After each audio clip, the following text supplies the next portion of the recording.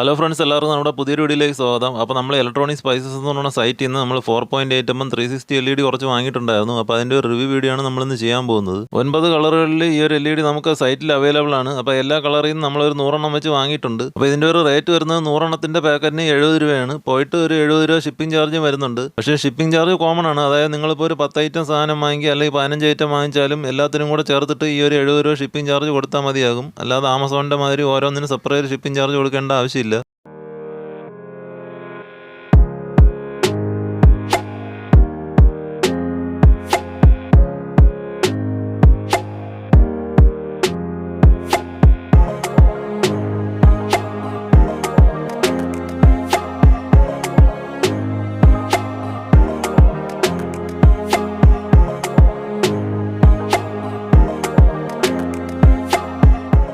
അപ്പോൾ ഈ ഒരു LED ഒരു പ്രത്യേകത എന്താണെന്ന് വെച്ചിട്ടുണ്ടെങ്കിൽ നമ്മുടെ സാധാരണ 5mm LED-യെക്കാളും ചെറുതാണെങ്കിലും അതിൻ്റെ ഒരു 3 ഇരട്ടിയെങ്കിലും ബ്രൈറ്റ്നസ് ഉണ്ടാവും ഇതിന്. പക്ഷേ ഇതിൻ്റെ ഒരു പ്രശ്നം എന്താണെന്ന് വെച്ചിട്ടുണ്ടെങ്കിൽ നമ്മുടെ സാധാരണ LED-യൊക്കെ ഒരു 3 വോൾട്ട് 3.3 വോൾട്ടിന് മുകളിലോട്ടുള്ള സപ്ലൈ കൊടുത്തു കഴിഞ്ഞാൽ വർക്കാവും. പക്ഷേ ഈ ഒരു LED 9 വോൾട്ടിന് മുകളിലേക്കുള്ള സപ്ലൈ കൊടുത്താൽ മാത്രമാണ് വർക്കാവുന്നത്.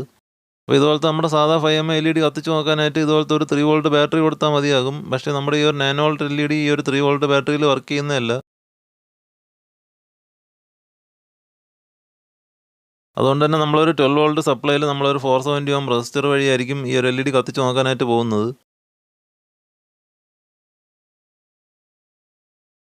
അപ്പോൾ ഇതൊരു ഡിഫ്യൂസ്ഡ് ടൈപ്പ് LED ആണ്. പക്ഷേ നമ്മുടെ സാധാരണ ഡിഫ്യൂസ്ഡ് ടൈപ്പ് LED-യെക്കാളും ഒക്കെ നല്ലപോലെ ബ്രൈറ്റ്നസ് കൂടുതലുണ്ട് ഈ ഒരു LED-ക്ക്. അപ്പോൾ ഈ ഒരു LED കത്തുന്നത് കാണുമ്പോൾ തന്നെ നിങ്ങൾക്ക് മനസ്സിലാവും. അത് മാത്രമല്ല നമ്മളിത് പകൽ സമയത്താണ് കത്തിച്ച് നോക്കുന്നത്. പക്ഷേ രാത്രിയിലാണ് കത്തിക്കുന്നതെന്നുണ്ടെങ്കിൽ ഇതിൽ നല്ല ബ്രൈറ്റ് ആയിരിക്കും.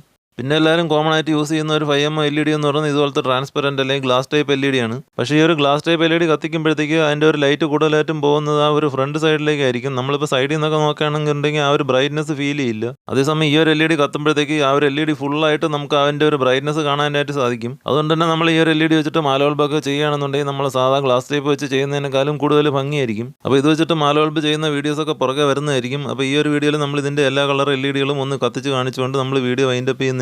അപ്പോൾ വീഡിയോ കണ്ടുകൊണ്ടിരുന്ന എല്ലാവർക്കും നന്ദി.